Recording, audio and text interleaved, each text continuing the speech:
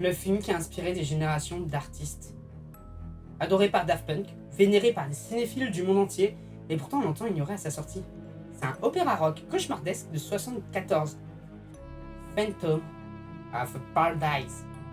Si tu ne l'as jamais vu, tu passes peut-être à côté d'un des films les plus uniques de son époque. Déjà, il faut comprendre une chose. Ce film n'est pas juste un musical. Ce n'est pas juste une comédie noire. Ce n'est pas juste un film d'horreur. C'est un mélange totalement fou entre Fantôme de l'opéra, Faust, le mythe de l'artiste broyé par l'industrie et une satire venimeuse du show business. Le tout dirigé par Brian De Palma avant ses plus gros succès. L'histoire suit Winslow Leach, un compositeur talentueux qui écrit une musique pure, sincère, personnelle. Mais son œuvre est volée par Swan. Producteur génial, manipulateur, charismatique et profondément monstrueux.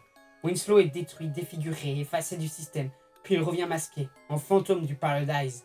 Et à partir de là, le film devient un délire total. Décor glam rock, costumes extravagants, mort absurde, romance tragique, critique féroce du star system, et chansons qui restent en tête. Ce qui rend le film visionnaire, c'est son sujet. En 74, il parle déjà de l'artiste exploité, l'image vendue avant le talent, les producteurs qui façonnent des idoles jetables, la jeunesse consommée comme un produit, la célébrité vide et l'obsession de rester éternellement tendance. Autrement dit, des thèmes encore plus actuels aujourd'hui.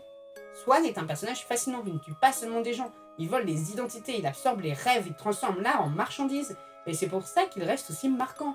Winslow, lui, représente l'artiste sacrifié, le créateur qui donne tout et voit son œuvre lui être arrachée.